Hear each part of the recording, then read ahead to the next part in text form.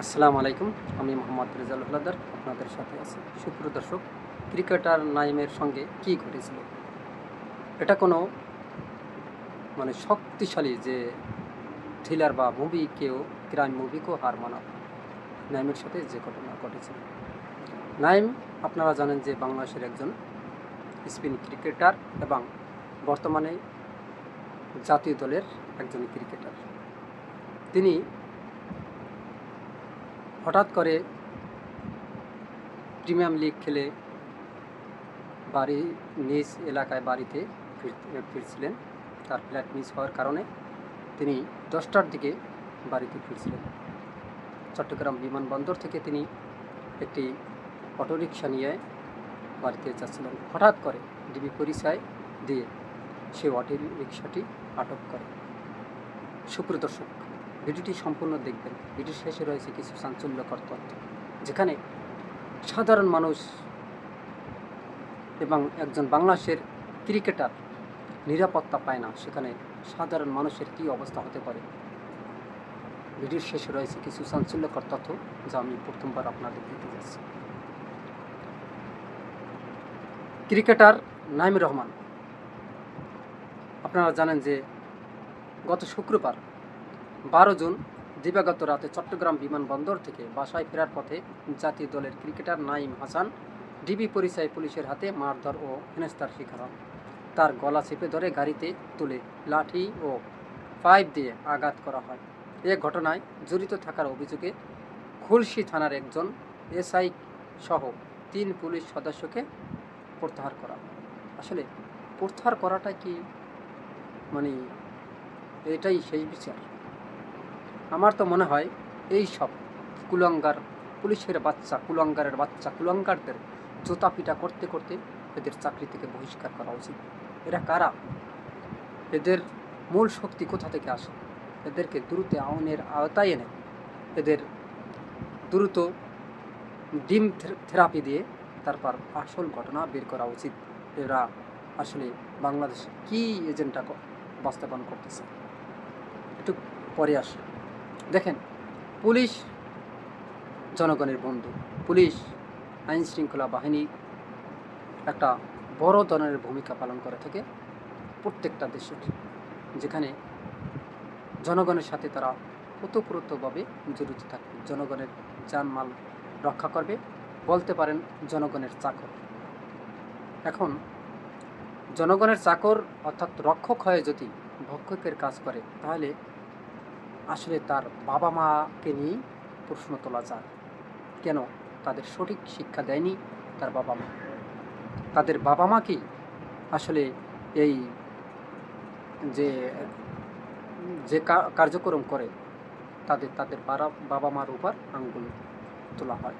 আসলে কিন্তু তাদের বাবা মা কিন্তু দোষী না। দোষী ওই যে কুলাঙ্গারের বাচ্চারা, যারা খারাপ কাজের সাথে এবং লোভে লিপ্ত হয়। আসলে চট্টগ্রামে যে ঘটনা ঘটে গিয়েছে, আপনারা জানেন যে নাইম হাসান তিনি বাংলাদেশের একজন নামি দামি একজন ক্রিকেটার এবং বাংলাদেশ জাতীয় দলের বর্তমানে ক্রিকেটার। তার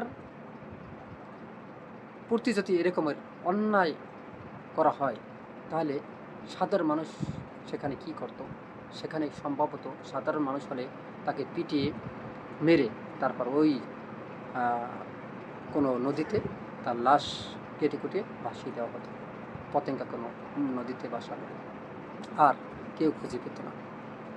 হঠাৎ করে যখন নাইম হাসানকে ডিবি পরিচয় দিয়ে তাকে তুলে নেওয়া হয় এবং এই খুলশী থানায় তাকে নিয়ে বিতরক মারে, তখন বলে আমি জাতীয় দলের ক্রিকেটার।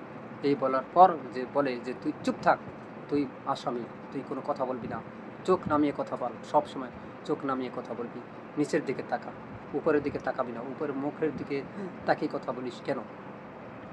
দেখেন, নাইম হাসান কিন্তু সংবাদ সম্মেলনে এসে কেঁদে কেঁদে এই সব কথা বলে। তখন অনেক হৃদয় বিদারক ঘটনা ঘটে যায়, খুব খারাপ লাগে। আসলে একজন ক্রিকেটার, বাংলাদেশের জাতীয় দলের ক্রিকেটার হয়ে যদি এত লাঞ্ছনার শিকার হয়ে থাকে, তাহলে সেখানে সাধারণ মানুষের নিরাপত্তা দেবে কি? প্রশ্ন পুলিশ বা প্রশাসনের কাছে। এখন বলতে পারেন সব পুলিশ বা প্রশাসন কি ওই জানোয়ারের বাচ্চাদের মতো? না, এর ভিতর কিন্তু ভালো আছে। যারা ভালো তাদেরকে স্যালুট জানাই, আর যারা ওই অসৎ এবং খারাপ তাদেরকে জুতা পিটা করি। আসুন একটু তাদের জুতা পিটা একটু মাত্রা বাড়িয়ে দিই। দেখেন, আমাদের মতো যারা এই প্রতিবাদী কণ্ঠস্বর আছেন, তারা সবাই যদি প্রতিবাদ করেন, তাহলে দেখবেন একদিন না একদিন এই কুলাঙ্গারের বাচ্চাদের মুখোশ উন্মোচন হবে এবং এদেরকে দ্রুত আমি মনে করি চাকরি থেকে বহিষ্কার করা উচিত বলে আমি মনে করি।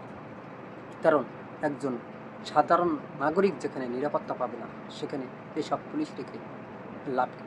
আর পুলিশের চাকরি কেন দেয় এবং পুলিশ কেন রাখা হয়? জনগণের নিরাপত্তা দেওয়ার জন্য, জনগণের মালামাল রক্ষার জন্য। আর সেখানে রক্ষক হয়ে যদি ভক্ষকের কাজ করে, তাহলে তাদেরকে রেখে লাভ করি। অতএব অতি দ্রুত তাদেরকে বহিষ্কার করা উচিত বলে আমি মনে করি। সুপ্রিয় দর্শক, আপনারা কি মনে করেন? অবশ্যই আপনাদের মতামত জানান। তবে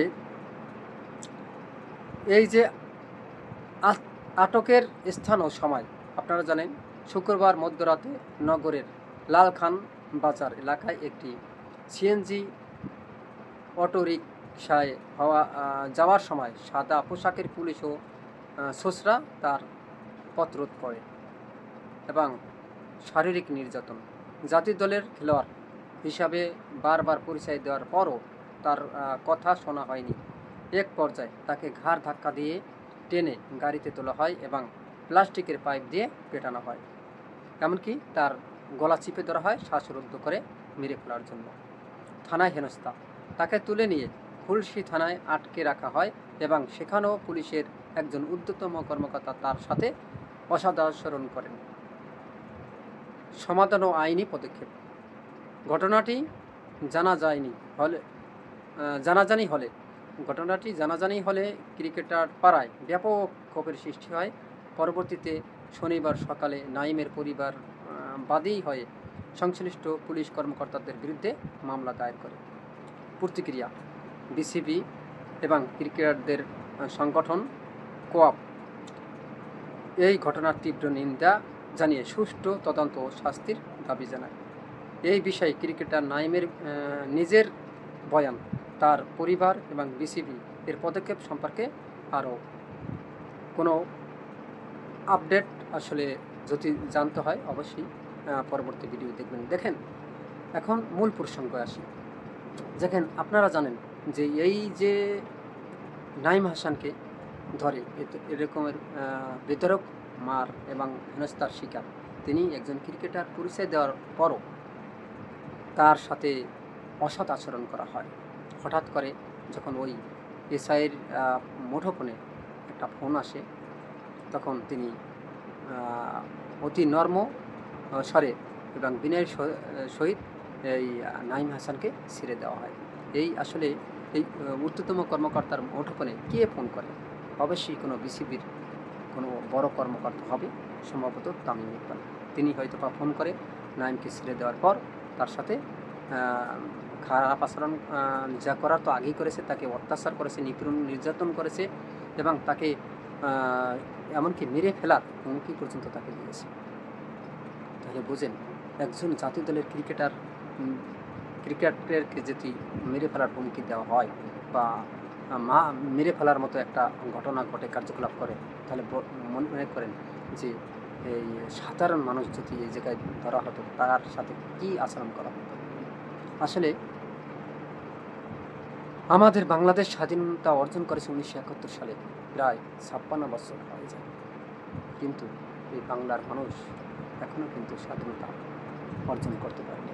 কথায় আছে, স্বাধীনতা অর্জনের চেয়ে স্বাধীনতা রক্ষা করা কঠিন।